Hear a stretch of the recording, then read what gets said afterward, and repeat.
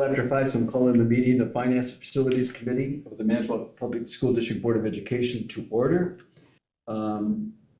So we will start off first by introducing Mr. Mike Hacker. And as some of you may know, that Mike has been employed by the district to lead our facilities and advisory committees in the district and to let us know what's going on. So Mike is here to give us an update. Mr. Hacker, Excellent. It's all yours. Well, first, thank you. It's good to get to meet everybody and be here. Our hope was to provide regular updates to this group as we go along in this process. And we've been underway for a couple of months now. We thought this is a good time as we start to transition into a little more meat of our work that bring you up to speed on where we've been. We do have a session right after this, so I hope to move efficiently through this. So if I go too quickly, just slow me down. It's not not trying to rush past you. Just know that we have something on the back end to move through. So I don't know, I don't know who's on is there a clicker I can use? Okay. All right, so I did put together a couple slides, thank you, just to kind of walk you through. So I'm not sure how much this group knows the background, but essentially, as a district looks closely at its facility needs district-wide, kind of grappling with the facility study that was completed, all the dollars that are needed across all the buildings. We recognize a decline in enrollment across the district and kind of aging infrastructure, financial challenges, all those things coming together.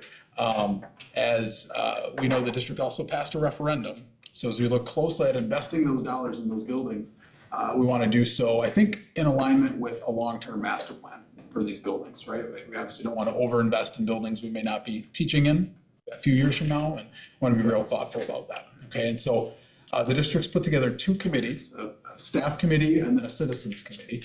And we put together a framework for them. So I just wanted to share a little bit of that. We kind of created some commitments for the group. So some working commitments, some working norms for our conversation to be sure everybody knows their role as a part of this process. And it's, I think, important when we're working as a large group with lots of kind of diverse backgrounds and opinions that we have kind of some shared structure to how we have these dialogues.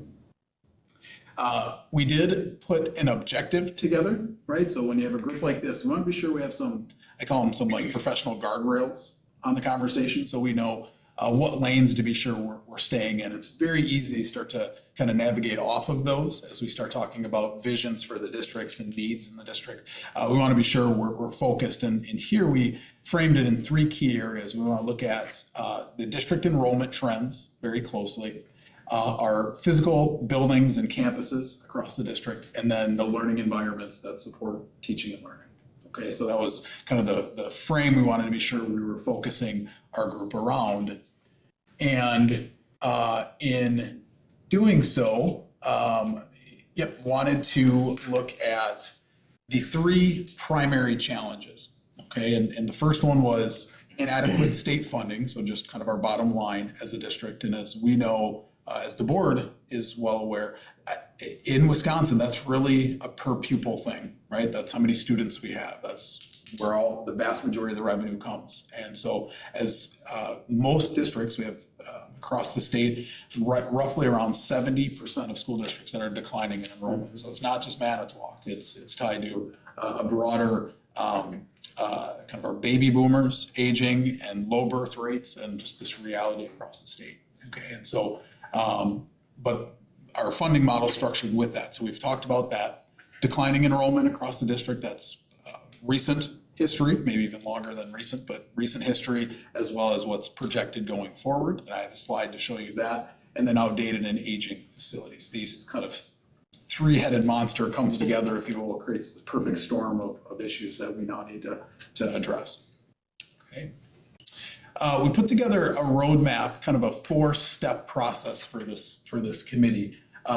We are transitioning from the lighter blue to the darker blue here as we are in May. Okay, so we spent the first couple months really just establishing a foundation for the group. And we use this frame, a problem well put is half solved, right? If we don't know, if we're not able to define as a group what the problem is, it's really hard to all be on the same page building towards a solution. So we spent the past few meetings really dialoguing about kind of some shared goals, some shared visions. What are those needs? Is the district declining in enrollment? Yes. a lot of people might say yes, but their perspectives of that vary, right? If they have kids in the district, if they don't, they've lived here a long time, if they're new, if they just heard rumors, whatever that is, we want to make sure everybody has the same data from a starting point. We're now transitioning into what we're calling Build Your Own District, okay? And it's meant to be a little loose in that the goal is that we're kind of lowering the bar of expectation and are creating a process that everybody very much hands-on can participate in envisioning kind of a redefined Manitowoc School District, okay? And so in that, though, we don't talk of it as a game, we don't talk of it as like fun, right? Because it's heavy, right? It means things will look different, and we have to challenge how we understand the district. It might mean we have to close schools.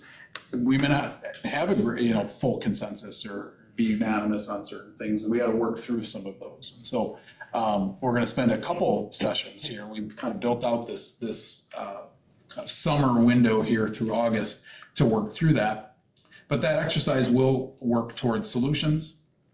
We'll spend September, October kind of defining some recommendations, and then ideally be positioned this fall. We're targeting November to come back to the board with a presentation of these. And so we're really running these two committees parallel to one another, all doing the same activities. And then we're going to be bringing them together strategically at different points and then eventually at the end. So November is right now the designated timeline to bring all this together and present to the board. That's our goal. Yeah, that's our goal. If that moves, if we go through this Build Your Own District exercise, it goes fairly quickly, and maybe we pull that forward a little. If we need a little more time, maybe it bumps back, but that's kind of our working target right now.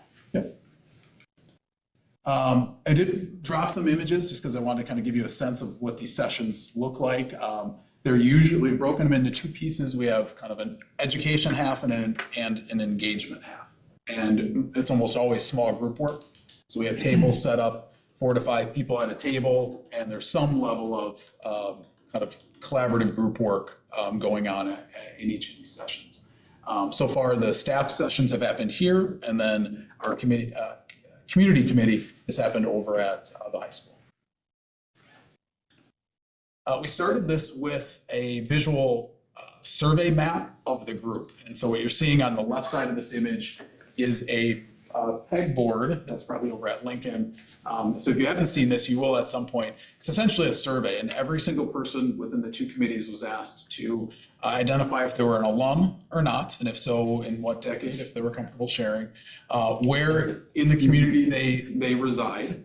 Okay, so if they're live in Manitowoc, and the pegs represent basically the elementary school you're closest to, right? So if you go to that, we have strategic planning pillars, and then eventually if you have kids in the district or not, what school or schools are they at? And so the goal of this is really for us to, one, when we build a committee, we want it to be a diverse cross-section of the community, because we want it to really represent the voice of as much of the community as we can. Yet we recognize, even with 50-person set of committees, which is a lot of people, it's a fraction of the overall voice, right? So what this exercise does is, where we see a lot of string all going like in the same route or at the same peg, means we have kind of a lot of voice around that perspective in the group. Or inversely, if we have any pegs with no string to it, it might be a blind spot in the group, right? We may not have representation from that pocket of the community, or our business leaders in the community, or whatever that is. So it just, not to say that it's bad or we have a fault there, but when we come to making decisions around things that impact those pegs, as a group, we just need to be very mindful of that. Okay, so it acts as this representation. It sits in our meetings every time, so we can point to it and reference it as needed. That's cool. Okay. From there, then, in one of our first sessions, we started by asking 3 questions to the group. And again, they were in small groups. The first one, we said, what are the strengths of Manitowoc schools? What are our biggest challenges or greatest challenges? And then when we envision a thriving Manitowoc public schools, what does that look like to you? How would you describe a thriving district? Okay, and really fascinating. So I just grabbed one of the 2. We have 2 versions of it. It's a little small here, but we'll get you this after. On the left are the strengths, the center are the challenges, on the right are the visions, or kind of how we describe a thriving district. And they're organized by the frequency we got that particular piece of feedback. Okay, so for instance, on the left, strengths, quality staff received the greatest number of tables referenced quality staff as a strength. Arts, band, orchestra at the top, academics, and so on. So you can see we've kind of defined what we believe kind of our core strengths are. Then we looked at challenges. The first one are our facilities, aging buildings. A challenge is keeping qualified staff. We have an aging community and declining enrollment. So validating folks knew why they were a part of the committee, right? They knew what some of our biggest challenges were. And then when we talk about a thriving district, unique, or I think important to point out, the first one was a thriving district has state-of-the-art facilities.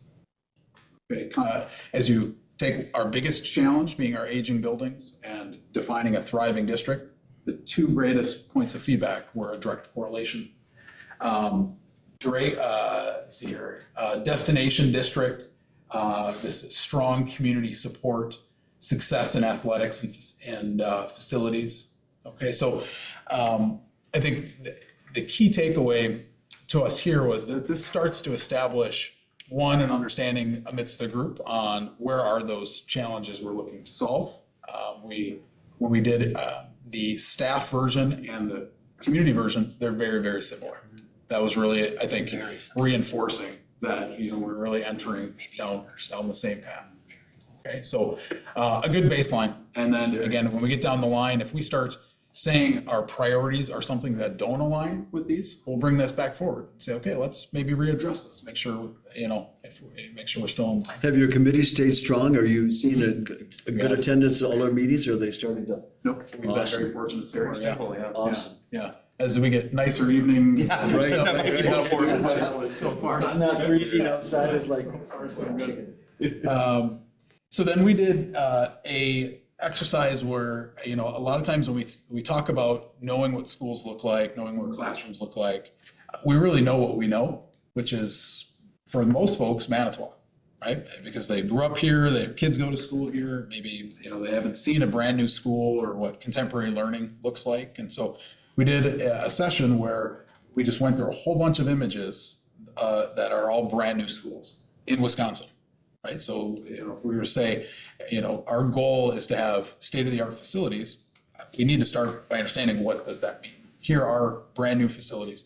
Not to say that any of them are Manitowoc or right for us, but when we say that, this is what that vision means. And then each table was given a large sheet like this with a whole bunch of images on it.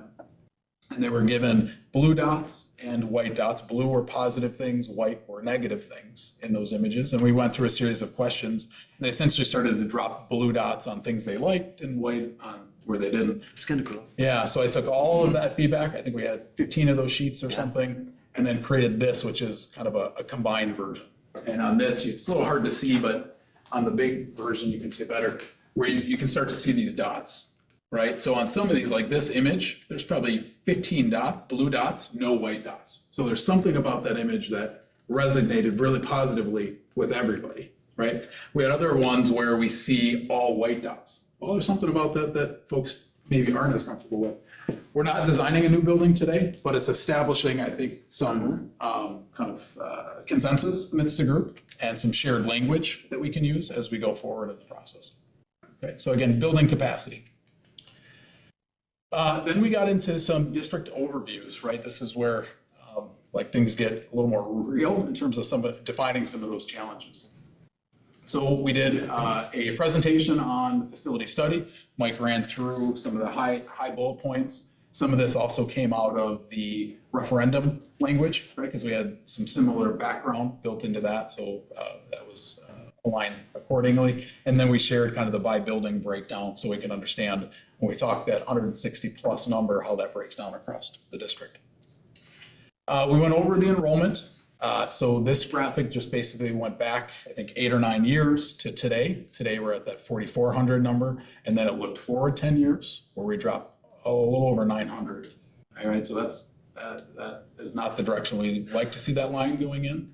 But if in fact that's the reality, very much need to own it and make sure that we're managing it. One of the biggest challenges right now, this is a fault of Madison, in my opinion, is that everything is based around growth, right? So you get more money with growth, which there are only a handful of school districts that are growing. So they're in a position with the money to add more, to do more, to build bigger, to build better.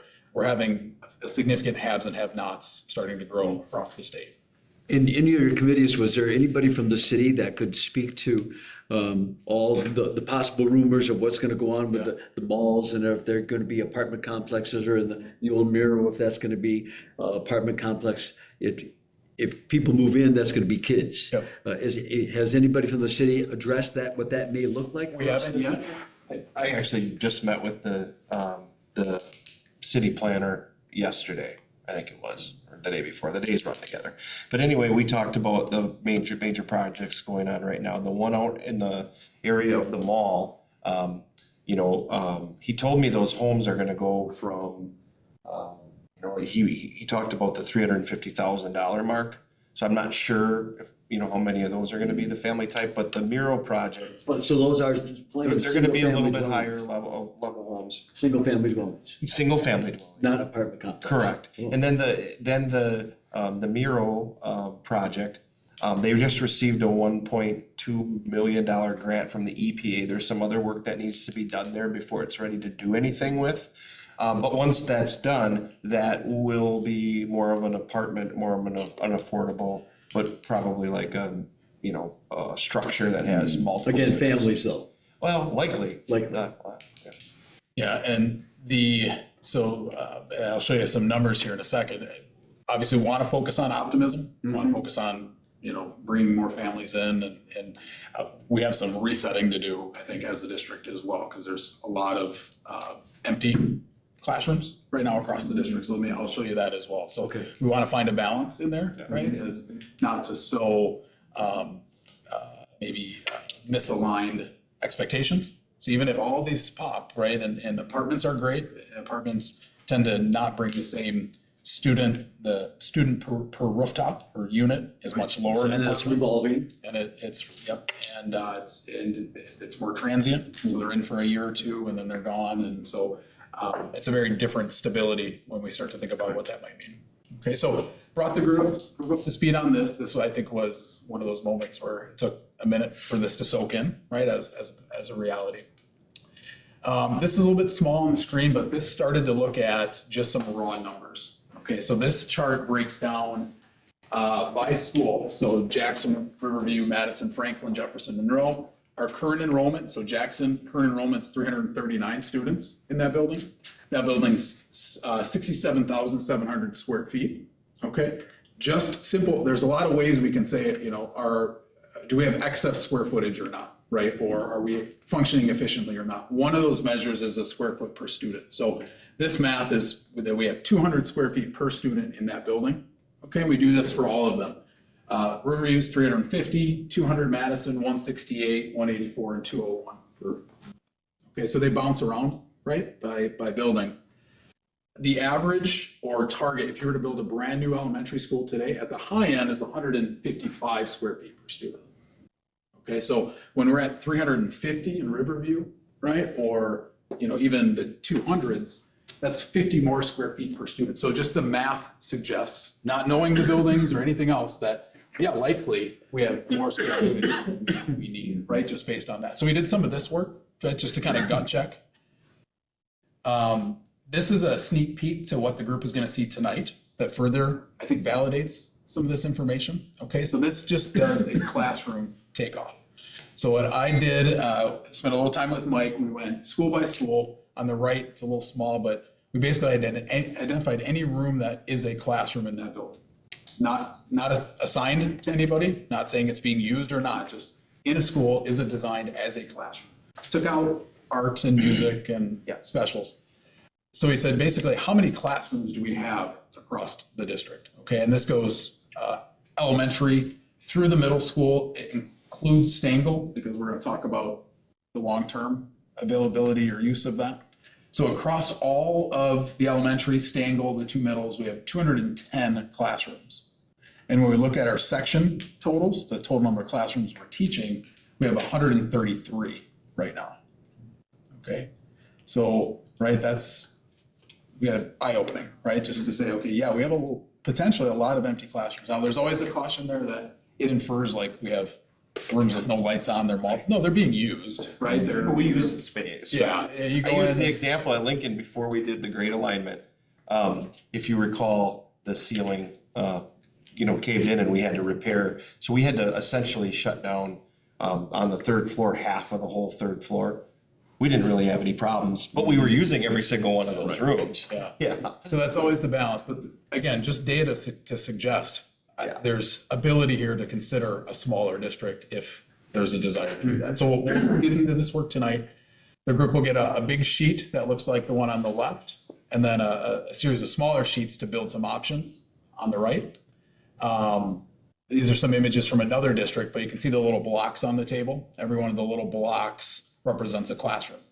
Okay, so kind of a little cube, and it'll say K, 1, 2, 3, and they start to move them around. So they'll start out with the district as a structure today, and we're gonna say, start to look at a consolidated district, and we'll challenge them tonight to think about it in the terms of just a smaller version of who we are as a district, meaning keep grade configurations, keep a 6-8 middle school or middle schools, and we'll work within that. The next time we get together, we'll say, maybe let's switch things up. What if we had a 5-8 middle school? Or what if we create an early learning center? Or what? So we'll start to get them to think about a very different structure. What if we have 2 middles? What if we only have 1 middle? What might that look like as a community? And start to challenge some norms and kind of see where folks are comfortable. The whole goal, though, is usually what this ends up with will be like 30 unique options that they'll develop, right? A lot of different configurations and arrangements. And then what I'll do is strip back names of schools because there's emotion tied to that. Let's take that away for a minute. Just talk about ideal grade configurations, right? So is it ideal to teach 6 through 8, or is it are there benefits to being 5 through 8, right? So before we worry about anything else, let's just say, would having 5th graders having the opportunity to learn at the middle school level under that bell schedule and those specials, is that something we think is important to the district or not?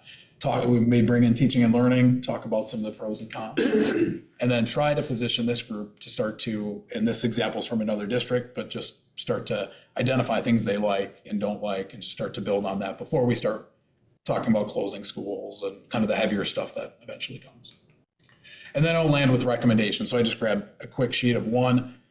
Sometimes it's clean and clear and everybody's on the same page and we rock and roll. Other times we got some dissenting opinions on things, and that's okay. That's healthy. We just got to document them and position the board to understand, the pros and cons there. Okay, so my hope tonight was to kind of show you where we've been so far, forecast a little of what's to come in, the summer and into the fall. We asked the group to, respect the process as much as possible, because we try not to have our stuff leave and end up on Facebook and rumor mills and we're planning to close this. And that's not the intent, obviously. And so just so the board knows, we will start dialoguing very soon about a district that might look different than who we are, but that's just a part of a healthy process. So as word starts getting out and board members are asked and stuff, just so you know, that's kind of what we intend in our next steps. So out of respect to time, I'm wide open to answer any questions. Otherwise, when the time is right, I'll slide out to head over. I don't have any questions, but I think the process is great. Thank you for the sequencing and the organization and with the public's being able to get involved with and see it step by step by step. The sequence is phenomenal. It's exactly what we need. Right. So I applaud you for that. I think this is quite commendable. Excellent. Thank you. Any other questions? Is there any coaching of the people so they can understand education does not look the same now as it did when they went to school? And we're not building a school for 2025, we're building schools for 2075. Yeah, you're spot on. We started some of that in the last session. Okay. We started to use some terminology about transparency and kind of more fluid learning and what was a hallway with lockers now looks like learning space. And we had, examples of that. So we started to go down that path. A lot of that comes out as we start to look at solutions, Okay. right? And what solutions look like. So I think there will be more to come, but it does look very different. Like you go into a brand new school today. it My does daughter's not. teaching in a school that was built 3 years ago, and the look of that for an elementary is vastly different than what Yeah. we.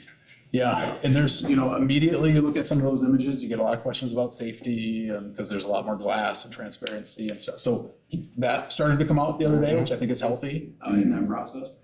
We have a lot of teachers that have taught for a long time that look at a lot of these spaces and say, no way.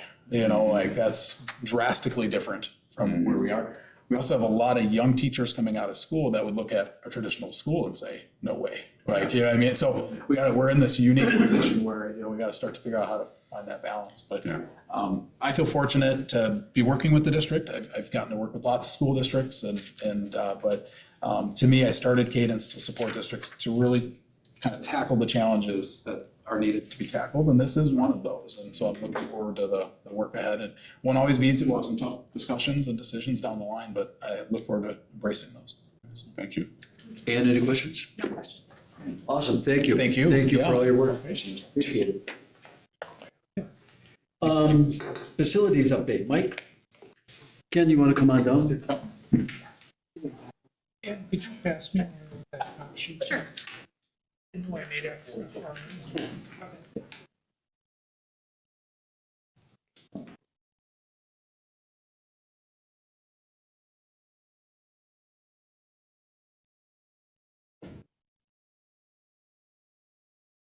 On the, for our summer projects and that, we're with the $25 million referendum.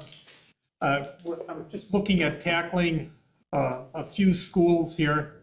The Jefferson was a $430,000 original estimate that we had on there. My idea is I'd like to get Jefferson done this summer, whatever it takes. I think we're gonna end up with some things at the end that aren't done in that, but I'm just meeting with the painter tomorrow on the outside to be cleaning up the outside. And one of the other things, a big thing on there is tuck pointing, and I've called 2 tuck pointers already, and no one's even available this year. They said most of the work they're looking at is for next year already. So I've got another big guy out of Milwaukee that I'm hoping to get somewhere with, but that's what we're gonna be running into that now because they're so limited in the construction field. So this is gonna be a fluid list here, and it's gonna be changing every time I meet with you. We'll have different ideas on there where we're at and all of that sort of thing. But right now, Jefferson is one school I'd like to just get something done and knock it off the list here. Lincoln High School, for the summer of 2025, that $1 million is basically the roofing that we're gonna be doing. About 60% of the roof is gonna be new after this year. So that's mostly there. The other one I kind of have a question about, I was gonna go after this building. And I think I'm going to hold off on that now because there's been discussion with the board about do we move forward with this area? And with our planning that Mike Hacker was just talking about, perhaps in the future, this building does get moved and adjacent to another building. So a lot of that stuff, these things at the process with Michael Hacker, we just aren't going to put any money into any buildings where there's even a question of, are we going to be using that building in the future? Maybe we're going to revamp it, put an addition on, whatever. So we just are not planning on spending any money on any of those buildings right now. So that's why I just kind of honed it into the 2 projects right now. We've got the baseball field project going on. My plate is full right now already. So Ken, talk a little bit, and Mike, jump in, how we're looking at splitting this referendum into 2 sections. And now that with the carryover money, we're actually going to be getting money if we go into the 3rd year of this without any payment. I was hoping that, well, I can do it, I can do it. I think these 2 issues go hand in hand. Thank you. And this was the PowerPoint that was attached on the agenda as well, right? Oh, yeah. in my presentation, it's, I'm gonna talk about borrowing and things like that, capital projects. So I'll kind of skip to page 3. So if you look, we're establishing 2 more funds, Fund 39 and Fund 49. So Fund 49 is capital projects fund. So it's used for capital project approved by the April 1st, 25 referendum. Approved capital projects include this list right here that was right on the referendum. That was the wording in the referendum. Yeah. Right now, we actually are spending money out of it, even though we don't have any money in it. So in essence, we can run a negative balance. It's going to be partially funded by Fund 10, but it's not going to be funded by 10. It's going to be funded by the borrowing. So Fund 49 will carry a fund balance. So once we get the money, and I'll explain that later, we'll have a positive fund. We're going to split it into two. Let's see. What page is that? Okay, page 5. We'll go to that page 5. I'm skipping around, sorry. Bonds and notes, $15 million and higher need to be spent within 2 years. And bonds and notes under 15 million need to be spent within 3 years. So, okay, so you say, that's okay, that doesn't give us much time. But it also does another benefit. The district can start capital projects now to get the processing going for the summer projects. Borrow $14.5 million in the first year, which is right somewhere near July 1st. So it could be before, it could be around, things like that. So somewhere around July 1st, might be in June, whenever we do it. Borrow 10.5 in the second year. This extends the expenditure timeline to 3 years for each of the borrowings. Then another kicker is interest earnings. Currently at the going rate, interest earnings will be more than the interest we pay. Oh, so making money off the interest, which is called arbitrage. So we can do it 3 years for each of the borrowing. And it's legal. It's legal making money based on the IRS. If it extends beyond that, say it extends beyond that, we have to send the money to the IRS for the arbitrage after that. So we really have like 4 years to spend money. I'm So sorry. Ken, when we're getting interest off that borrowing, and it has to go back into the funds 39 or Fund Okay, so 49, Fund 49 to be I didn't get spent. that far. All the interest earnings will be recorded in 49 and cannot use to offset Fund So that interest can't 39 go ba- tax can't go levy. back I into our cannot tax use it to offset the tax levy. Okay. Even though, it's bad, but we have more than $25 million of projects to do and things like that. So it'll help with that. If you run out of projects, and it's time, I'm just saying, if you run out of projects, then you can refund some of that back to Fund 39, the interest back to 39 to pay for it. But that interest can give us more projects to get done. That's exactly. So, it's probably $2-3 million worth of interest when it's said and done. So, but it'll, we have and I know I put it in notes for the board, but we have a call with Moody's and Barrett, Robbie W. Barrett next week, no, the week after to get a bond rating. I don't know if I talked about bond rating here or not. I don't think so. Okay, so Manitowoc School District hasn't borrowed for years and years. So technically, we don't have a bond rating. We used to have a very good bond rating. But we don't right now because we don't have one. It's like not having a charge card. You know, if you don't have a charge card, your credit score is low because they're taking the risk that you pay it back. So they have no history of payments and things like that. So a credit card really shows that you're paying on time and things like that. And the same with school districts and bond ratings and things like that.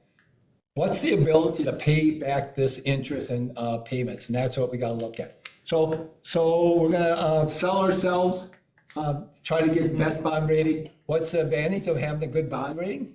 Lower interest and more buyers. So if you get more buyers, then it becomes competitive and at a lower interest. So you got double whammy. So you got a lower interest by having a good borrowing in the end. How far back do they go to look at that bond rating? How many years back did they go? They look more forward. Oh. They look more forward. They'll look maybe 3 years back. They'll look forward. Now, one disadvantage of us is we have a declining enrollment.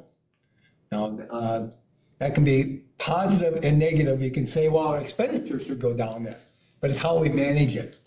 When you got a growing district in the state, the revenue limit helps you. When you got a declining enrollment, the revenue limit hurts you. And that's what they see. They understand the revenue limit. The people from Moody's are usually out of Chicago, and they work with Wisconsin school district all the time, so they understand the revenue limit and how it works. So we think we're going to get a pretty good bond rating because we have a very good fund balance, and so our ability to pay, I think, will be very good. And the referendum, And the right? Yeah. Any other questions? Anything? I'll go over some of this stuff again too. Okay. Mike, back to anything else you want to talk about as far as facilities update? No, not at this time. Any questions? David, Ann, facilities update? Yeah, just wanted to make sure that we aren't putting the cart before the horse a little bit on some of the recommendations, because we've had no recommendations as of yet, and we are spending a lot of money on Lincoln. And we haven't even talked about the future of it. Good point. I guess in our meetings with Cadence and the general consensus is that Lincoln stays. Let's try to get 40 years out of it, 50 years. Let's see what we can do. That I'm hearing in the community meetings. You're right. I'm feeling that cart before the horse a little bit there too. But the roof is leaking right now. And It has to be. Right. yes. Mr. Chair. Keith? Yes, Yeah, may I ask a question? sure. Okay. I'd just like to know what kind of outreach we've been doing with our tradesmen here in the area on these projects. As I said, when we considered this, it's to me vitally important that we are getting the work with the people. I understand the bidding process and all that, and I support the bidding process and what it's meant to do for the taxpayer, but it's also important that we're employing our tradesmen and our craftsmen here in our community. So I just want to know that we're working to do that with this money as well as money down the road. I support that thought process also. I'm happy that Kraft Roofing won the bid. They were $20,000 lower than everyone else, so that's a lot of local workers working. Tomorrow, the painting group, Lease Color Studio, he's got 30 guys working for him. I'm gonna get some bids from him. But on the larger stuff, we do bid whoever wants to bid it, we put it out for bid. On the smaller things, the $4,000 or $5,000 items and that stuff, I am working with the locals as much as I can. I have a relationship with a lot of the guys, and I'm planning on leaning on that relationship. I cannot believe how different it is out there in the last 4 or 5 years. I haven't done any construction type work for about that long, and I can't believe how different it is. It's a different animal. So I'm gonna be learning along the way too, but I'm really trying to stay with the local folks. And my second, real quick, what I'm going to request is Lincoln's windows. That's on my list of talking about. I'm not there yet, but Okay, yes. I've been there for 2 years, as you well know, and I'm not going anywhere. Thank you. I think one of the things that helps us with Ann's question is because there isn't a lot that can be spent this year, is that payback, that borrowing and splitting it, it's gonna give us another year to really, before we start spending all this money, as to where our district's gonna be. Right. So that backing up a little bit of time and then putting this into the third year of projects is gonna give us a lot better look at where that district money is gonna go. The only one disadvantage is we're backfilling that and it puts us in the time frame. Yes. And we gotta make sure we stay on schedule and push We a lot need of to things. spend that money, right, Ken? Yes, that's exactly. So, One question back to the bidding. Is there a way we can request youth apprenticeship prior, include in the bid? Are they going to use youth apprentices? In doing some of the work to knock off this list. Mhm. I didn't think about it that way. We're using youth apprenticeship. I interviewed 7 or 8 of the young people for helping with our maintenance team and doing work throughout the summer here. We hired 2 of them. And also on the bidding process, I guess I'm just recommending, can we advocate for that when we put our bids out there, to have our own students in our own community help us with the process? I don't even know if it's possible. the one disadvantage, and it's probably we can ask, is that they're doing the hiring. So we don't have, it looks like we want control over the hiring. Gotcha. And that's the one thing.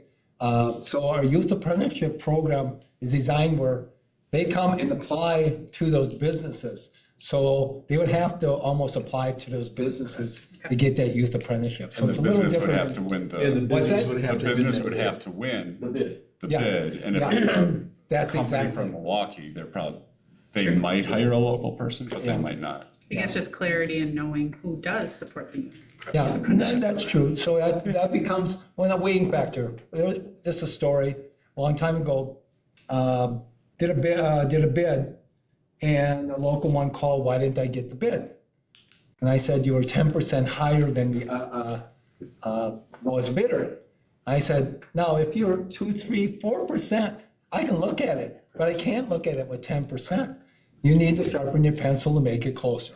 That's really what it boiled down to. And they're the same quality of output and things like that. So that's what we got to look at. So Anything else for Mike on this, on the facilities? We can jump down to Ken while you're sitting at the table, the district finance update. You want to move into that before we take on, the only thing we need to take action on, the rest is pretty much brand bus transportation. We'll have Ken talk about that. But Mike, is there anything else that you need to address? Well, Ken is here. No. I know you want to get over to the facilities, correct? Any other questions for Mike? Mike? Anything in relationship to what Ken's got to offer on your part? No. Thank you. Thanks for your work. But for baseball, Oh, yeah, let's let's- say for baseball. Ken, oh, if you want to do baseball, let him do baseball. all right, let's do that right away. Yeah, if he wants to go to the other meeting. Yeah, sure, he's got to get to that other meeting. I gave you a memo of the 2 motions. Mike, you want to talk about the 2 motions for the field, please? The baseball group formed a committee there. They want to turf that field over there, our existing baseball field. So they, through the board and all that stuff, they got the approval to start fundraising. And the funds have been coming in quite rapidly. The other night I was over there and another $25,000 check just walked in and they dropped it off. So it's moving along nicely.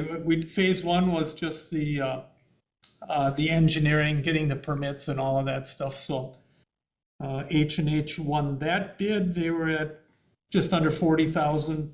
Rettler bid it at around $90,000. So we went with H&H.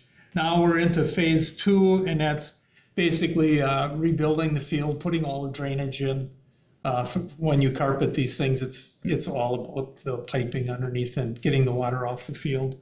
So on the bottom of that sheet, basically the bid on there, H&H is at just over 1.4 million, and Redler came in at over 1.8 million. That's putting the turf on the field, backstops, batting cages was a big deal, I guess, on there. And so that's where it's at. The reason we were kind of pushing this a little bit, we want to get the approval from the board to move forward on this, because we're really just trying to jump on H&H Correct. on their schedule, just to plunk us in. They won't start until the last part of July. They'd start construction, but they'd be able to get the carpet on late September, October. I think that Coach had indicated to us in a meeting that they would look at July 19th as the end of the Baseball. Legion baseball season. So after the 19th of July, the construction. All right, so I'm gonna take this in two motions. The first motion would be, we already approved H&H construction for, as Mike said, the phase one, which is the introduction and to look at the scope and set things in motion. So they were approved by that. So I'm gonna take this in the two motion, is to approve H&H for the construction of the entire project. And that's that second one. So the recommendation of the board would be to approve the quote by H&H, which is where you see is considerably different than what Rutler was the football field. They came in for us at a better price, but H&H, which is out of Chilton, correct? Collins. Oh, okay. Has come in at a much different quote price. So I need a motion and a second to approve the quote from H&H to the Board of Recommendation for the project. So moved. Need a second? Second. Any other discussion? I have a few comments. Yep. One of the things that we've been waiting for have been the soil borings. I know that you were on that. Next week, they're going to do the soil borings. There's also a clause in the contract with them that if it doesn't work, then we owe nothing. Yeah, it's item number 17. If the final soil borings are determined to be insufficient for the construction of a synthetic turf field, this contract shall be deemed null and void. So I have a motion and a second. Any other questions? All those in favor signify by saying aye. Aye. Opposed? Thank you. Phase two is to approve the turf. Mike, do you want to, motion number two, you want to address that turf and what? Do we need a motion on that, or when I had the group out there there were 12 of us looking over the different options and that stuff. And Is H&H is going to go with the AstroTurf? That is their choice? that was our choice And for that's- them. And that's subsumed then to the one. That- Is that reflected in the bid? Yes, it is. Oh, That's okay. in the bid. Sorry, we don't need two motions. That's what I Okay. wanted. Yep. That's what I figured. Okay, thank you. All right, thank you, gentlemen. Thank you. Ken? Yep, you stuck with me. Yeah, that's good. Not a problem. Now we're going back to the sheet, and I must cover all the stuff we skipped before. So, We're going back to this? page 2, yep. Okay. Page 2. So I don't know if we can bring it up, or we can bring it up on the screen or not, or the audience, or no. I don't have it. Well, I Okay. could maybe try and put it. Oh, in it's here. okay then. We have a copy. Yeah, okay. Fund 39, referendum to approve debt service fund. So this fund is for payments of principal and interest incurred in Fund 39. So in essence, when we borrow, I gotta tell you, when we borrow the money, we won't pay interest. So let's just say we borrowed in July 1st. The normal payments of interest are April 1st and October 1st. So we won't pay interest in October because there's no tax levy to pay for it. The interest and principal is always paid from tax levy. So we're gonna double up the interest payment in April next year for the whole, from the October payment and the April payment. So- April 26th. April 26th. That first year will not be principal. The second year and years after will be interest and principal. So the first year, it'll just be interest, and that'll be a tax levy in November of each year will cover the interest and principal, and cover interest in April and October. Even though it's a different year, it's we still have the tax for that, to cover that October payment. Two. On slide, okay, capital referendums, I just want, this is kind of a timeline. Voters approve issuance of bonds. Once approved, the district issues debt. So we're looking at issuing debt as soon as possible. Proceeds from the bond are deposited in Fund 49, not in 39, in 49. So 49 is the one to pay for all these projects. We put all the money in 49. And then the expenditures come in out of 49. Payments for principal and interest occur in 39. So those are used for tax, with tax levy funds. So it's a little different. So we can't, like I said, you can't use the interest from the 49. You can only use it in 49 unless it's done with all the projects, and they can transfer some of it into Fund 39. So for me, to make this simple, the money goes into 49, whatever interest is coming out there has to go into Fund 39. Yep. Okay. Yep. Okay. Operating budget, I just saw number 6, slide 6, item on expenditures. Amounts for salary and fringe benefit update for the Skyward roll from HR into the school district staff plan. So this week we revised, we finished up the salary structure for the teachers. They modified it a little bit, and it looks pretty good. So it's kind of interesting. We have a step system, but we don't have a year. One step is not a year. One step is is a tenth of a year. So we have a complicated salary structure, but it's working out. Looks nice. Projected budget includes a reduction of 22.4 classroom teachers FTE for the projected savings of about $2 million. Now, I hate to say it, this might change. Special ed, all these special always tends to modify, but right now that's where we're at. There is a reduction of 1.0 speech and language teacher. However, it'll be offset by additional 1 FTE for a social worker. They'll be replacing, they'll be installing social workers. Number 7, and interrupt me anytime. Okay, don't worry. There are other staff reductions reviewed all positions next year. This includes special education business office. Savings is about $125,000, 2 positions. We had a full-time position in my office. I was looking to reduce it to half. Lee said, "Can we reduce it to 100, not replace it?" Well, then I said I need some additional time. So we're stealing some of the time from Mike Schwartz, secretary. So it's going to be 50%. So half and half. So, And that's how it's listed? What's that? It's a shared position then? yeah, it's a shared position.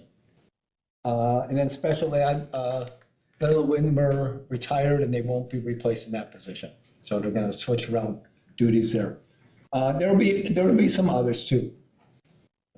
Must have been bored. All the budget information has been sent to the schools, and various departments are entering it right now. We're looking it over. All the teachers required to, here's another thing. All the teachers are required to complete a science of reading training from the approved Act 20 list. Act 20 is, they passed a law that they have to have special training. And that means they had to sign up. They had to sign up by before July 1st. So they're gonna pay for it and sign up all these people, 100 teachers. Some of it will be this year, some will be next year. So $525 is charged for the course, and there's 52 hours, average about 32, might be more if we increase it. So there's extensive training costs, and then we got Social Security and Wisconsin retirement on it. So, you know, in the end, it may be $125,000 of the cost. But that also goes along with the new reading program that the district is. That's correct. Yeah. Yeah. Is there any state reimbursement for that? No, no, because all the districts are required to do it, so, so the state did not provide, did not provide it. And that's a good Public question. schools. What's that? Although public schools are required to do it. Okay, yes, Okay, yes, yes. just making sure we all Yeah, understand. yeah. When I say school districts, I mean. I know public school what districts, you okay. So, MPSD is discontinued service of the YMCA and Lakeshore Childcare. They have like 4K program. The presentation had all this room at Riverview. So we're going to, and then we had a lot of additional staffing. Staffing was overstaffing over at Riverview. So it spends about $214,000 for that program. Almost all of it cost savings by doing the program at Riverview for next year. There are several areas of budget reduction, such as curriculum instruction, business services, special education, reduction in expenditures coming around to $200,000 for no longer having Success for All reading program. There'll be other reductions too. We're looking at close, and then we'll probably come with a preliminary budget, a rough estimate on the next meeting next month. It'll be rough. But then we'll do massaging after that too. So Human Resources are currently in the process of reviewing paraprofessional assignments at this time. So will it be all paraprofessionals? We have a number of paraprofessionals. Some of the large unknowns are open enrollment and vouchers. This is where we're getting hit. The district currently budgeted an expense of $3.7 million for open enrollment out and $982,000 in, a difference of $2.7 million. So it mostly started with COVID. We seen lose a lot once COVID happened. We always were negative, but nothing really big. But once COVID hit, the amount of students that left our district versus coming in increased astronomically. So there's a big difference, $2.7 million. So we're paying those districts to house our kids. We can count them, but we're losing $2.7 million from them. The district currently budgeted an expense of private school vouchers. This one we don't get to count. $4.6 million for Wisconsin Parental Choice, an expense of $451,000 for Special Needs Scholarship Program, for a total of $5.1 million. This is all the money. All the money goes to schools to pay for parochial school tuition for the students and things like that. That being said, this money, we don't count the students, but we have to put it on the tax rolls. So in essence, we raise tax for the parochial school program. So in essence, our taxes are $5 million more because of the program. And then small, 25, 5.1, 26, 5.4, that's just a rough guess. It could be quite a bit higher and things like that. So what that means is, just looking at that, if it increases $300,000, $400,000, that's $300,000, $400,000 additional tax levy. State budget is not expected to be approved until after June 30th, so we won't know, we'll be starting the year. Now, I just want to tell you, by law, we don't have to have a budget by July 1st. The law says you continue on your operations and things like that until you have an approved budget. So, but under the governor's budget, he had a number of things in there that were good for the school districts.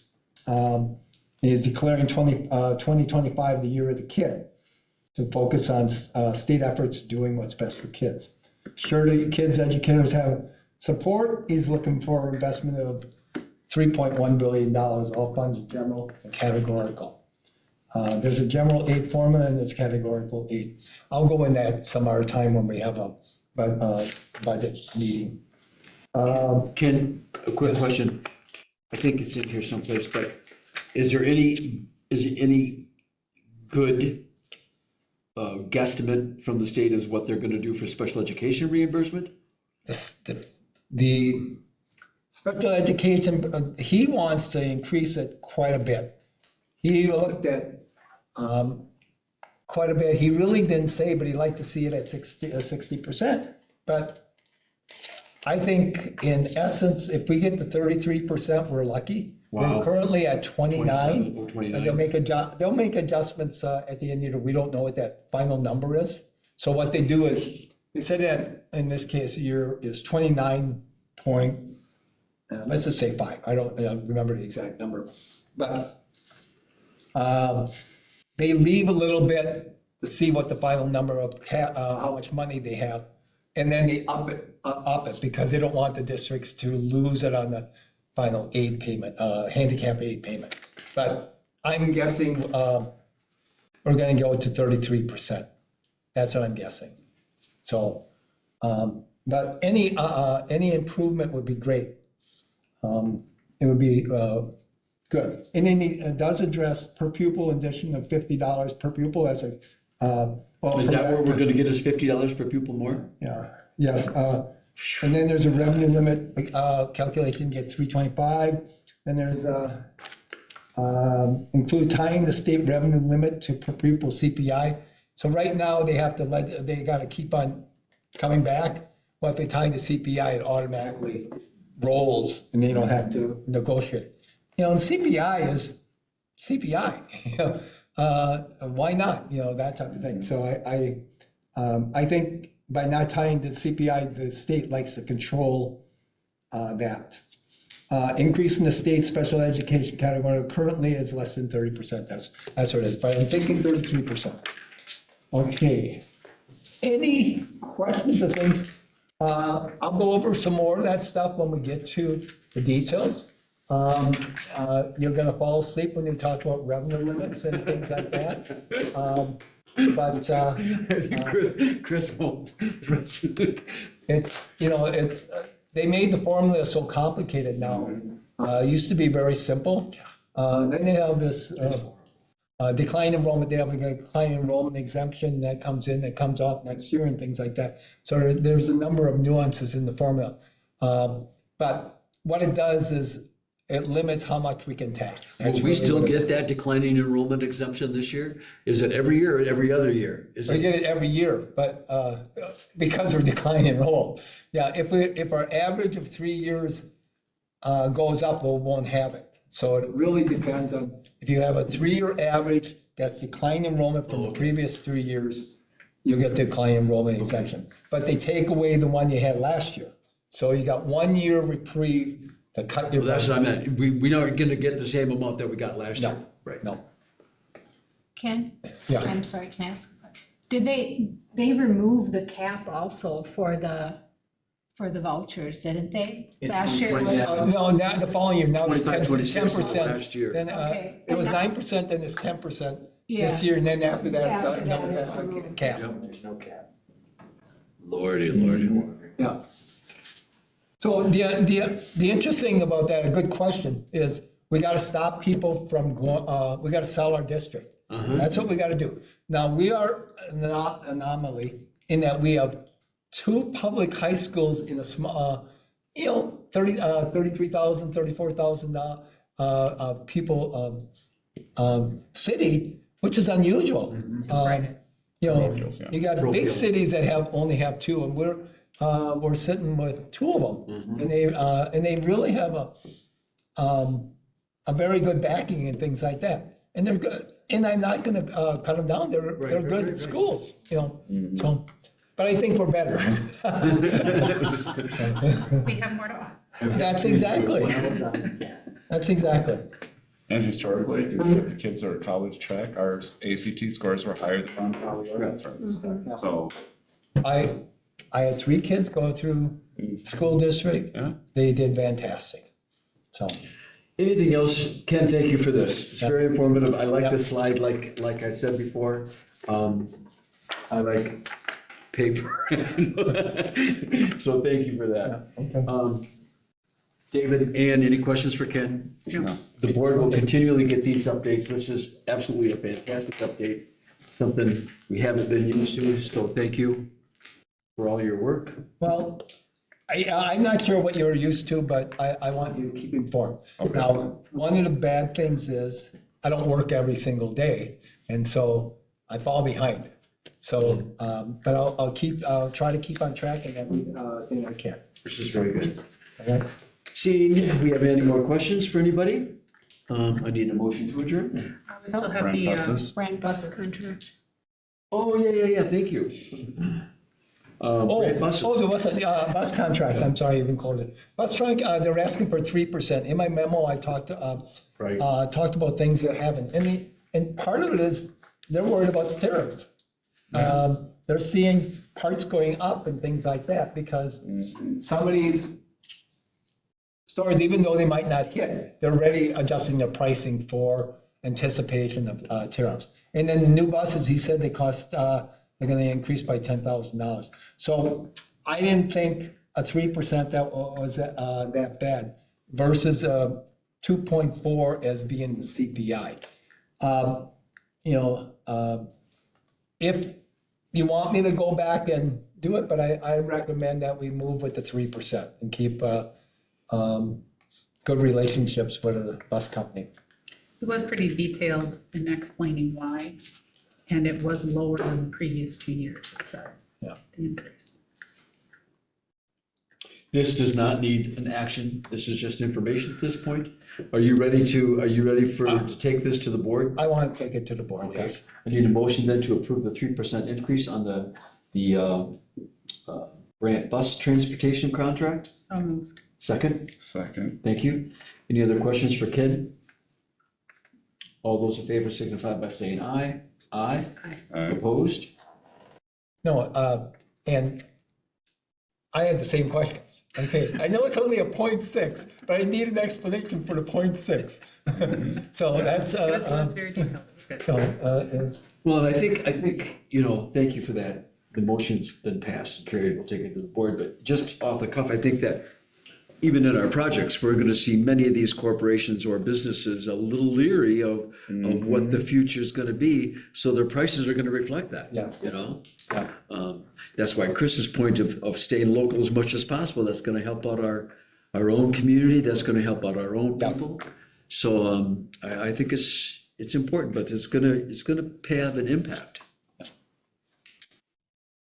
Well, and in the opposite vein, a larger corporation is gonna be able to withstand that better than a smaller corporation. That's It's gonna get exactly. screwed. yeah, they can wait it out. They can. Yeah. And that's why they're saying, when all this is happening, Walmart just has the ability to purchase and change purchases so quickly because they're so big. Yeah. Yeah. Okay. I Now, make the motion to adjourn. thank you. Second. Thank you. All those in favor signify by saying aye. Aye. Opposed? Thank you. Thank you, ladies and gentlemen, for a great meeting. Excellent. Can you